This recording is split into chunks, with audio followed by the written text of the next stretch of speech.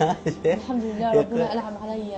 نعم. هو شال مني البصر سبحان الله، والحمد لله وعلى هذه النعمة. أنا في صلاتي لا أدعو أن الله يرجع علي البصر. لا تريد أن يرجع الله؟ لماذا؟ لماذا؟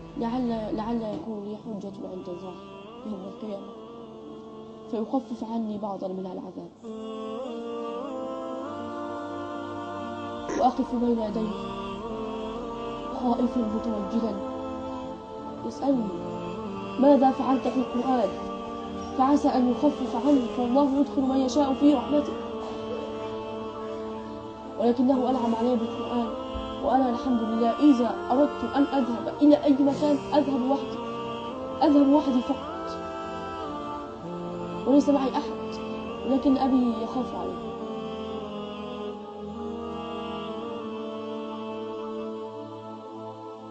تذكرت في هذه اللحظات حال كثير من المسلمين المبصرين الذين تكاسلوا عن حفظ القرآن.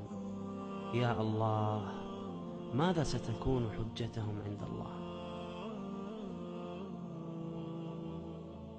الحمد لله على كل حال. ما شاء الله يا شيخ معاذ، أنا علمت أنك أنت عندك قاعدة لابن القيم. نعم. ما هذه القاعدة؟ قال ابن القيم رحمه الله: ما أغلق الله بابا لعبد بحكمة إلا فتح له بابا. هو أعمى ولكن نور الله في صدره يبصر. هو أعمى أدرك الصراط السوي وحده. هو أعمى وليت الخلائق كلهم لا يبصروا. بقلم رغد ناصر.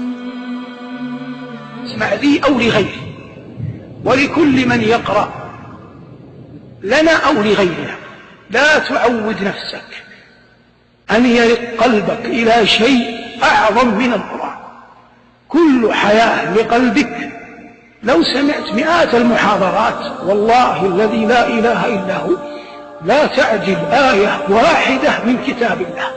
الله يقول: إن الذين كفروا بالذكر لما جاءوا وإنه لكتاب عزيز لا يأتيه الباطل من بين يديه ولا من خلفه تنزيل من حكيم حميد. ما يقال لك إلا ما قد قيل للرسل من قبلك إن ربك لذو مغفرة وذو عقاب أليم.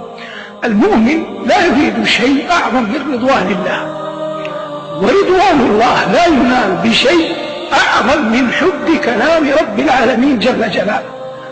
ومن أعظم ما أثنى الله به على أوليائه والصالحين من خلقه أنهم تتصفون بثلاث صفات رزقنا الله وإياكم إياها بإخلاص.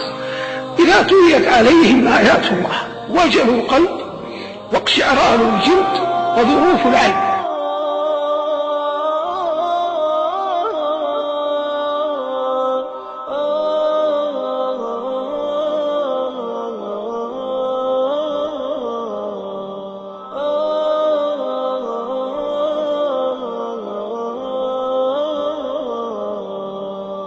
يا حامل القرآن قد خصك الرحمن بالفضل والتيجان والروح والريحان. يا حامل القرآن قد خصك الرحمن بالفضل والتيجان والروح والريحان.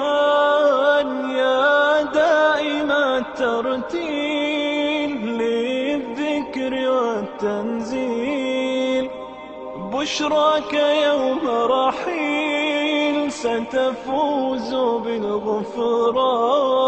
يا قارئ الآيات في الجمع والخلوات، تزهو بك السماوات وتنتشي الأكوان.